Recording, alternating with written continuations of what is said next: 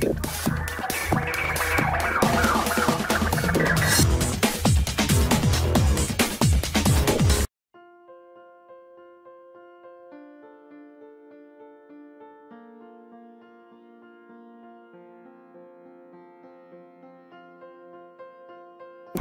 Viewers, বিনোদন জগতের সব খবর নিয়ে আপনাদের সঙ্গে এই মুহূর্তে রয়েছে আমি রিপোর্টার কুসুম। চলুন ঢালিউড অপু বিশ্বাস কি বলছেন বর্তমান পরিস্থিতি নিয়ে।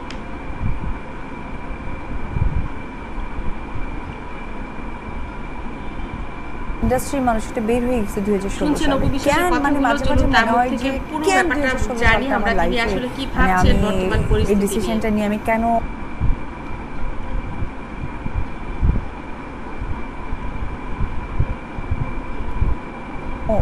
থাকলাম না, মানে এই যে আপনারা শুনছেন অপু বিশ্বাসের কথা, তিনি আসলে একেবারেই ত্যক্ত বিরক্ত হয়ে গেছেন এমনটাই জানাচ্ছেন।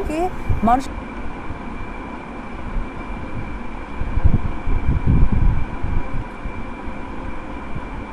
জায়গা থেকে বললাম যে তিনি বললেন তিনি একদম অসহ্য হয়ে গেছেন, ত্যক্ত বিরক্ত হয়ে গেছেন দর্শক ভক্ত এবং সত্য সত্য খেলা, মিথ্যা মিথ্যা খেলা, দেখা দেখা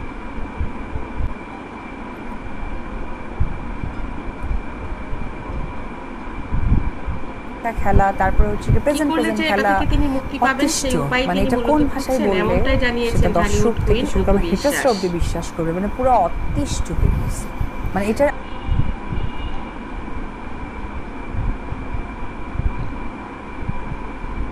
আসলেই মুক্তি কি আমরা দোয়া করি আমি আজকে মানে আমি স্ক্রিনে বলতে চাই যে আল্লাহ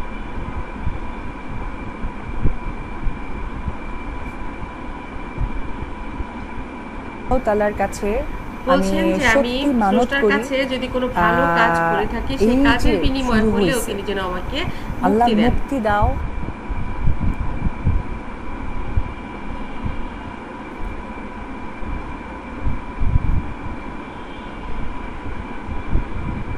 আসলেই একটা মানুষ কতটাই বা সহ্য করতে পারে, কতটাই বা নিজেকে বোঝাতে পারে। মুক্তি দাও, আর ভালো লাগতেছে না, বিরক্ত ধরে গেছে, অসহ্য ধরে গেছে। তিনি দুহাত তুলে বলছিলেন এক বিন্দু পরিমাণ যদি ভালো কাজ করে থাকি স্রষ্টা। আসলে যে আমরা ভিডিওটি দেখলাম এটা হচ্ছে তিনি বর্তমান পরিস্থিতির সাথে যদিও মিলে গেল পুরো গল্পটি, কিন্তু এটা আসলে আরও আগের, যখন সাকিব বুবলি আমেরিকায় গেছেন তারও আগে বাচ্চাদেরকে নিয়ে যখন কথা উঠেছিল স্কুলের যাওয়া নিয়ে, স্কুল চেঞ্জ করা নিয়ে, সব কিছু নিয়ে মাঝে মধ্যেই তো আসলে সাকিব বুবলি অপু এরা বিভিন্ন সময়েই তো আসলে ট্রেন্ডে থাকে, আর এই উত্তরগুলো অপু বিশ্বাসকেই দিতে হয়। তিনি যদি একটা ভালো কথাও বলেন সেটা নিয়েও যেমন কথা হয়, তিনি একটা চুপ করে থাকলেও সেটা নিয়েও কথা হয়।